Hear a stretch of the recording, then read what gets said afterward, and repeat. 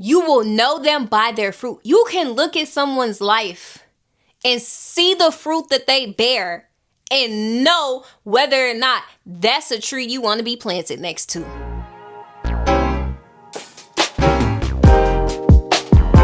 Hey sis, I want you to know that you can desire love without losing yourself in the process.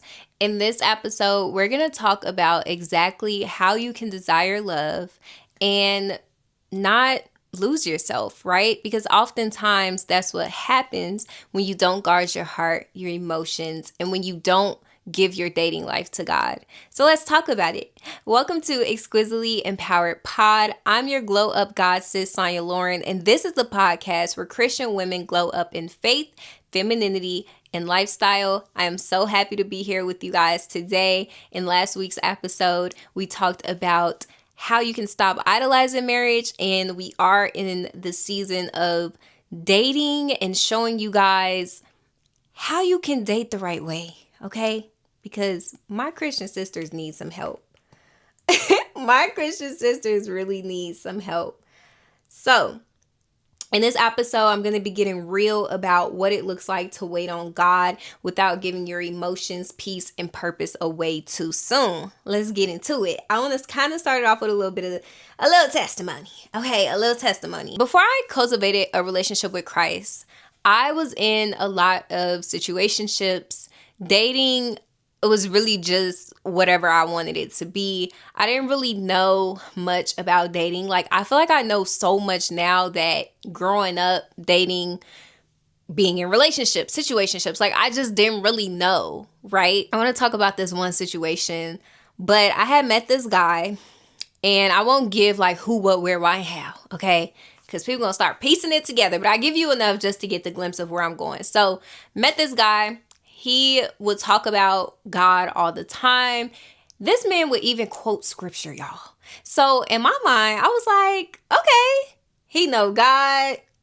He talk about God. He can quote scripture. Like, let me give this a try, because obviously I was thinking, because he knew God, not that it would work out, but I guess I was thinking like, I'm good. Like I can mess with him. Like he talking about God. You know, I was a baby in my faith, right? Like it was cool for a minute, but I quickly began to see that, oh, this man was not sent by God. I remember one time, and I'm sharing this because it's so crazy, but one time he said, my dead mom came to me in a dream and told me that you were the one. Craziest pickup line. I now know he was lying. But anyway, eventually he just became very disrespectful, closed off. He was closed off when I didn't want to engage physically. In fact, soon enough, everything became physical with him. It's like all he cared about was the physical. He had no intentions of pursuing me like how a man of God should. And we were just on and off for some time. Y'all, just young and dumb. Just young and dumb, okay? So we were on and off for some time, and as soon as we were off, I would see him on socials with other women. So that was definitely a big red flag. But by the time I picked up on all of this, I was already emotionally drained. I had already gave that person part of me that, couldn't take back. And I was dating someone who didn't even go to God about me. I was dating someone who did not consult God before pursuing me, or lack of pursuit, I should say. So it was just crazy, from the dream he told me that he had with his mom. Like back then, y'all, I didn't even have a clue on what those dreams really meant. And like, I didn't have a clue on that type of stuff. Now I know if a dead person come to you in a dream, like that's not a good dream. I didn't know back then. I thought that if a guy knew Jesus, I thought that it was worth giving a shot because at least he knew Jesus. And it was okay to pursue something with them. But I was wrong. Clearly, I was wrong. He clearly wasn't the one. And the situationship exposed that I was not guarding my heart. So that's what it did. It exposed to me that I was not guarding my heart. So with that being said, I want to talk about how to guard your heart while waiting on the one. Because this is so hard. And I feel like it's hard because we make it hard. Like, we know that we should be in relationship with God. We know that when we're in relationship with God, our discernment increases, our wisdom increases, right? When you're in relationship with God, wisdom becomes louder than your emotions, right? God will tell you, hey, don't do that. Don't go there. Don't talk to him. Don't, hey, look at this red flag, But when you don't have that relationship with God, it can be hard. So let's talk about what it really means to guard your heart. Proverbs chapter 4, verse 23 says, above all, guard your heart, for everything you do flows from it. What does guard actually mean? Let's break down what God means by guard your heart and what guard actually means. Guard means to protect, be intentional, set spiritual boundaries. To protect, be intentional, and set spiritual boundaries. It's not just about saying no to people, right? It's about having discernment. So when God tells us to guard our hearts, we're to protect our hearts, be intentional with our hearts, and just have spiritual boundaries. Guarding your heart doesn't mean being mean. It doesn't mean being cold. Some people are going to think, oh, she's stuck up or she this. Well, he's not the one for you, okay? If he thinks that. But it just means being covered, right? So God isn't asking you to stop feeling. He's not asking you to not feel, not have emotions. But he's asking you to put a filter on your feelings / emotions. Put a filter on your emotions and look at it through a filter of wisdom, right? Look at it through a lens of wisdom. That is what God is asking. So I want to talk about Rebecca in the Bible. And I want to talk about how Rebecca was guarded and she was found. And make sure you tuned into my last episode because I talked about Ruth. And this story kind of reminds me of Ruth in the way that Rebecca was walking in her purpose when, someone approached her, right? And then she eventually got married. But let me just give you guys a quick rundown of the story of Rebecca and Isaac. It's in Genesis chapter 24 if you want to read it for yourself. And I'm just going to go ahead and read what I have here.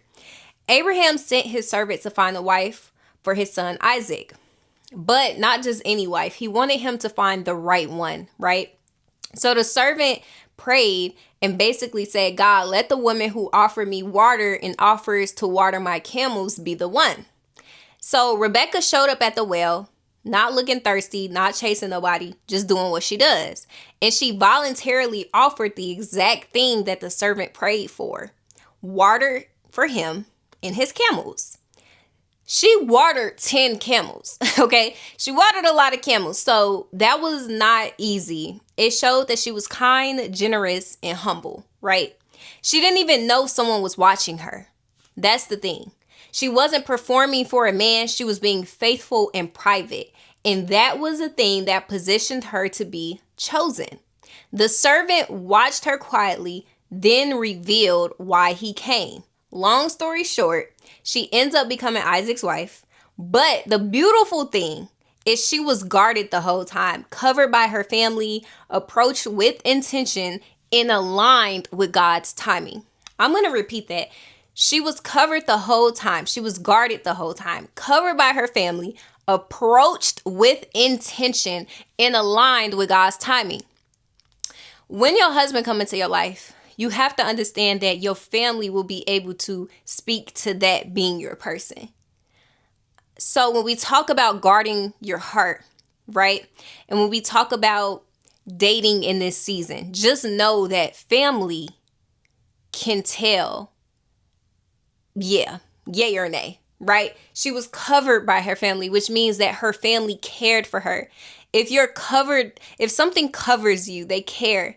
They know, they're able to say yay or nay. They're able to say, pay attention to this. I don't know. Here's a red flag, right? So she was covered by her family.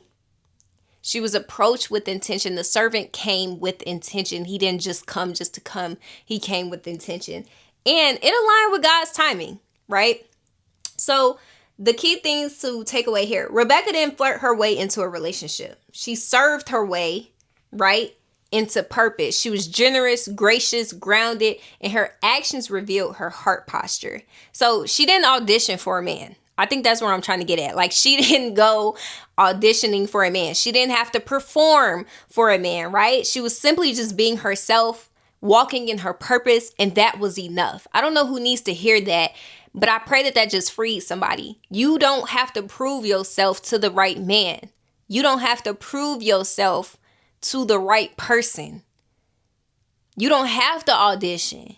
You don't have to show them this what I'm made of. They will already know. They will be watching you and they will know. So when your heart is guarded by character and covered by God, you don't have to chase love. It finds you right where you're planted.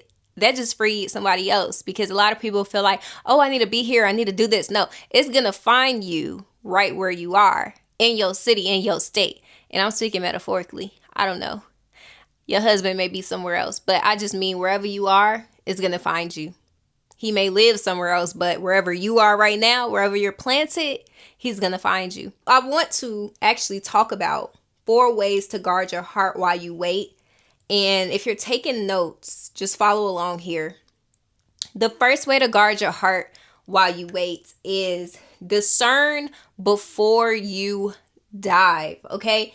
Don't build a husband in your head from cute texts and a smile. I think oftentimes we jump the gun too fast. We be like, oh, this can be the one, right? And we don't really take the time to feel people out, get to know them, see where their heart really lies, see what their intentions are for you. So pray for clarity before you give someone access. Because remember, once you open up that door to access, you can't go back. Once you give that man access, you cannot go back. So discern before you die. Before you jump right in, pray. Take the time, like, God, is this the person you have for me? Right? The second way to guard your heart while you wait, filter their words through their actions. I'm telling you, my mom said this growing up, but I just said this to somebody a couple weeks ago, and I said, I said, actions speak louder than words. I don't know where I was going to go with that.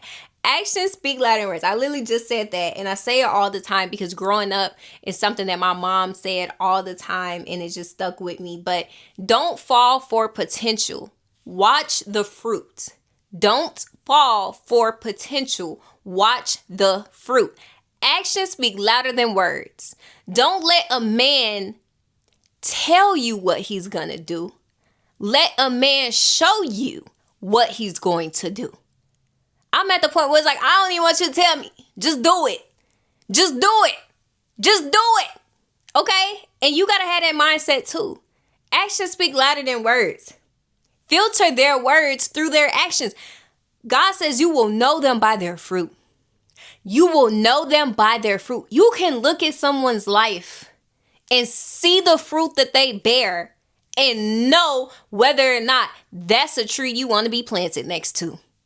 Let me say that again. You can look at someone's life, see the fruit that they bear, and know whether or not that's someone you want to be planted next to. Be careful.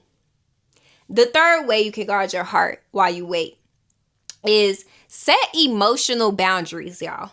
So every deep convo doesn't mean a deep commitment. Okay, just because y'all had a nice conversation doesn't mean that person is the one, right? Set emotional boundaries. You don't owe boyfriend, girlfriend energy, which honestly, y'all, I'm going to say this. There were no boyfriend, girlfriends in the Bible. Like, even with the story of Rebecca, when the servant got Rebecca, he sent her back to Isaac and they got married literally right away. There was no boyfriend, girlfriend. But we can keep that for another episode because I can go on a tangent there. But you don't owe nobody wife. I'm going to say this. You don't owe nobody wife energy to a just talking situation, right? So if y'all just talking, if y'all just whatever, you don't owe them anything. If that person hasn't even told you their intention of them being in their life, I'm at the point where if a man come into my life, the first thing I want to know is, what's your intention of you being here? What has God called you to my life to do? I ain't even just talking about dating. I'm saying even friendship. I don't even care what's your intention of you being here? That's what we need to start asking people. What's your intention of you being here? What you gonna do for me? And it's not even like people only can be in my life that's gonna do something for me. But I think within this season, what God is showing me is we are in a season that's so critical. Like, you don't want to be distracted easily during this season. You don't want to get tempted easily during this season. This is a critical season. This is the season where it's like you so close to your overflow. Like, you don't want to be distracted during this season. Okay, the fourth way to guard your heart while you wait is fill your heart with God first. You can't guard on an empty heart. Fill your heart with God first. Know his word. Let his word consume you. Let his word fill you up. Okay? And then if you fill yourself up with God, you won't be expecting a man to give you something that only God can give you. Let me say that again. If you fill your spirit up with God, then you won't be expecting a man to give you something that only God can give you, because you already full. You already full of God's spirit. And like, as I think more about the story of Rebecca, y'all, like, let's really think about this story. She was in her purpose. She was in her purpose. She wasn't performing for a husband. Matter of fact, I love the story of Rebecca because nowhere in that story did it say Rebecca was desiring a husband. Isn't that so beautiful? Like, nowhere in the story of Rebecca did it say Rebecca was desiring a husband. It just goes to prove, I said this in the last episode, seek first the kingdom of God, and everything that you want will be handed unto you, will be given unto you. Seek first the kingdom. Walk in your purpose. Walk in your assignment. Your man will come. And I just love how Rebecca, she was walking in her assignment. And that's when the servant approached her. And then when the servant came, y'all, he gifted her family. Like, you have to understand, when you marry into the right person, oh, your family will be blessed too. It's not just you. You will receive favor from the Lord, but your family will receive favor too. The servant gifted Rebecca's family, like jewelry, different things, but he gifted her family. So the family received favor from the Lord because of the union. And that's another way you can know.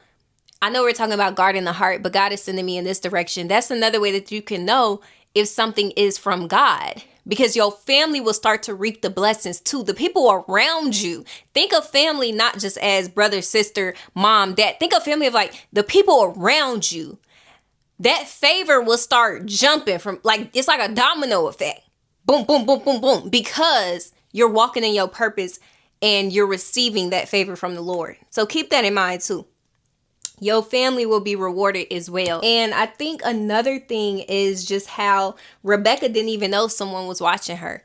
Like, she was just walking in her purpose. I just love how, I think, this just shows that she wasn't expecting a husband. I'm pretty sure she desired it. I'm pretty sure everyone at the time desired it. But it's almost like, I don't want to say she didn't care. I feel like she just trusted God. Like, she knew she was attractive. She knew no man had been with her. She knew who she was. And I think that's another thing as women, like, we have to know. How do you guard your heart in this season? You have to know who you are. You have to know your worth. It becomes easier when wisdom becomes louder than your emotions. When wisdom becomes louder than your feelings, it becomes easier because you know who you are.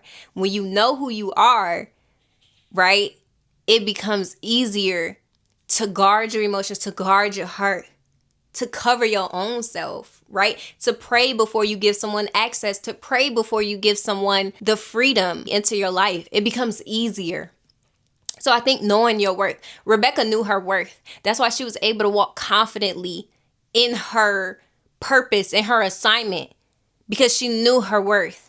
And it worked out for her. It's just a beautiful thing. I love that story. I feel like if y'all haven't read the story of Rebecca, definitely check it out. I think it's so beautiful. I reread it as I was doing this Bible study prep.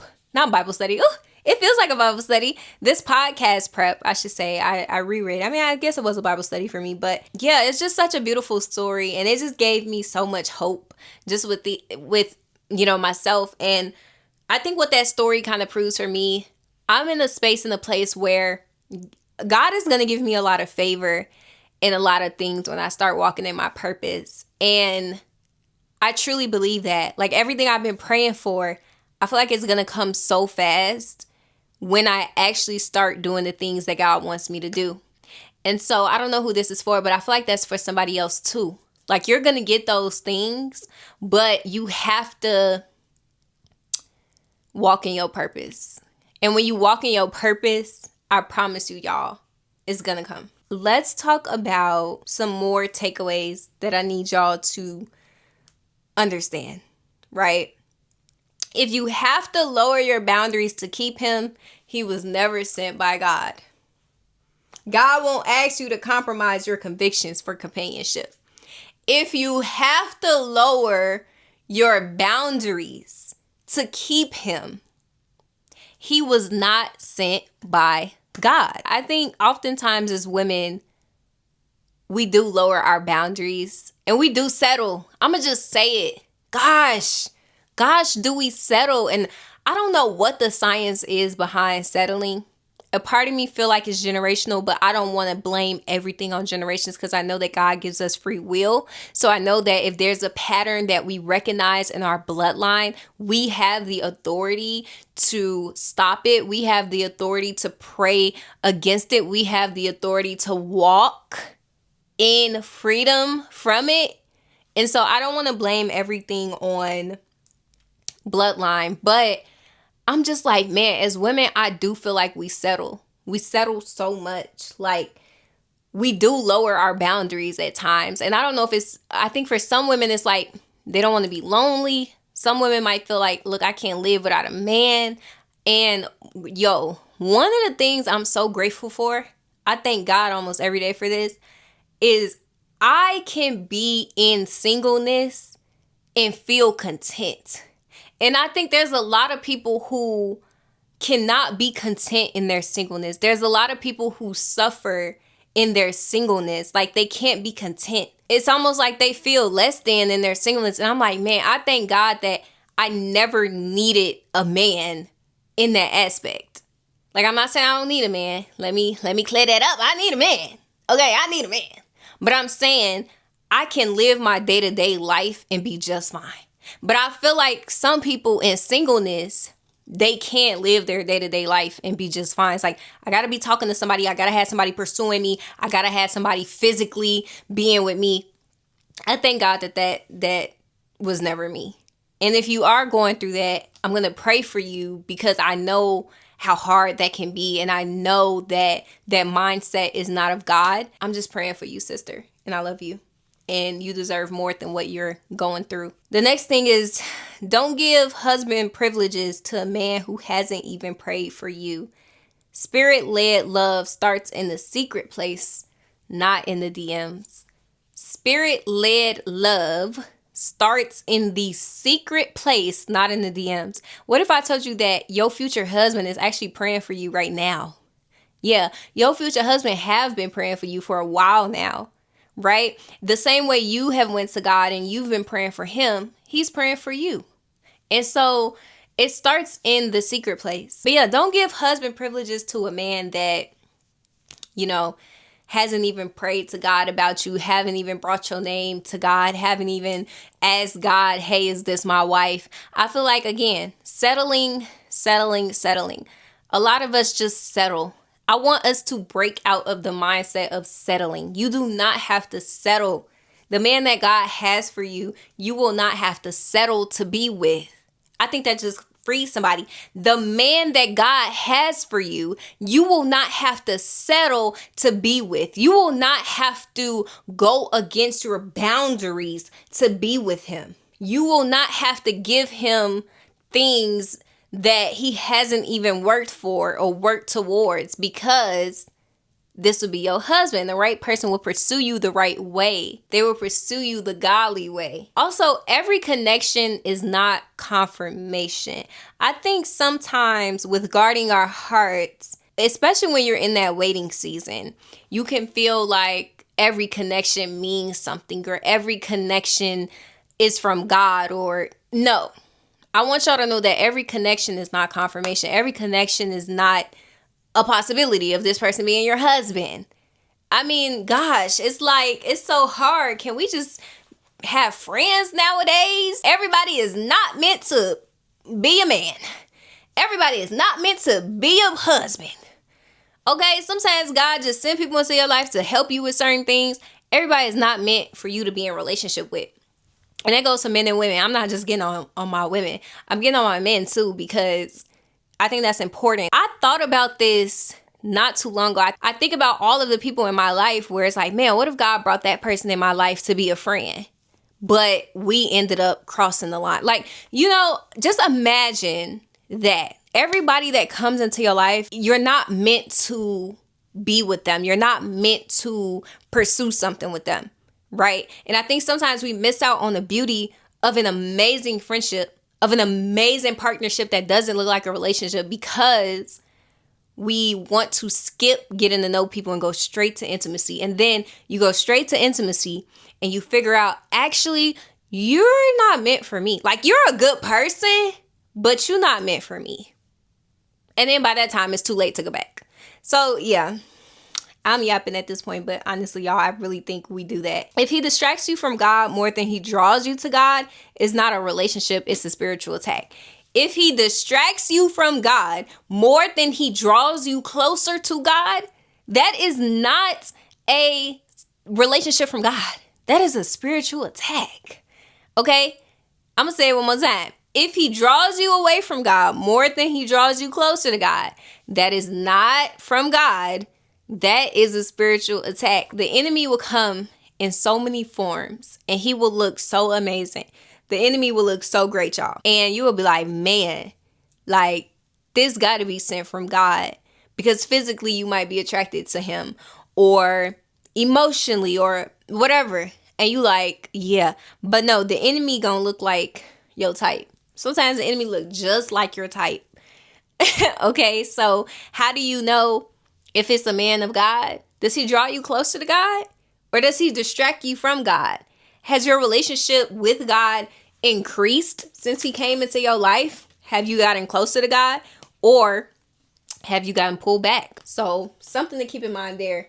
Also, when your heart is guarded by God, you'll stop mistaking attention for intention. Sometimes things are just attention, but you think it's intention. No, this is where I say we have to have wisdom, especially during this time. How do you guard your heart, increase your wisdom? How do you increase your wisdom? Reading your word, getting in your word, so you don't mistake attention with intention. Some people are just attention. They are attentive to you. They find you attractive. But are they intentional? No.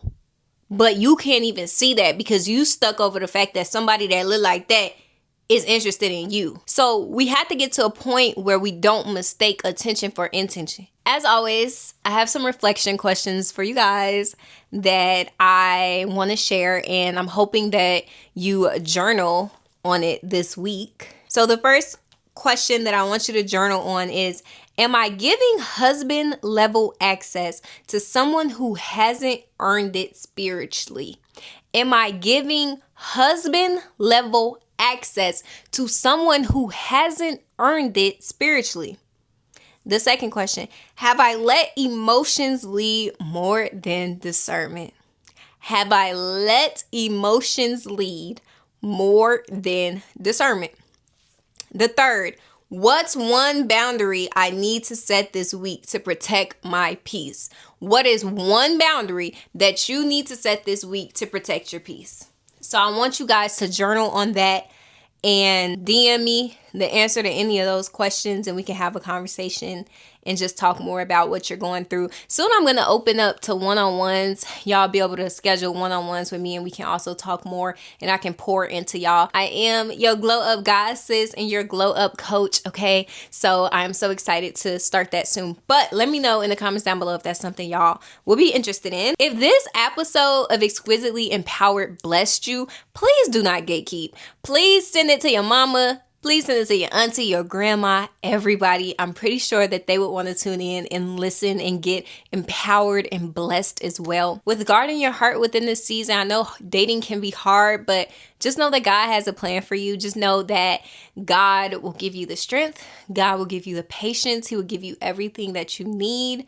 So during this season, I pray that God gives you the strength to just get through it. And remember that you can lean on him, right? Remember that it doesn't matter what you're going through. You can always lean on God. He's close to the brokenhearted. So you got this, sis, okay? You got this, but you got to guard your heart. You got to guard your heart. The devil, he's prowling around like a roaring lion just waiting to devour. But he's not going to win. You got to tell him you ain't finna win. But yes, thank you so much for tuning into Exquisitely Empowered Pod. I am your glow up sis, Sonja Lauren, and I am so happy that you decided to tune in to the podcast that helps Christian women glow up in faith, femininity, and lifestyle. Please share the pod with everyone. Like, comment, subscribe, wherever you're listening. Subscribe, follow, so you don't miss next week's episode. And I love you guys so much. I will see and talk to some of y'all in the next one. Bye, y'all. Love you guys.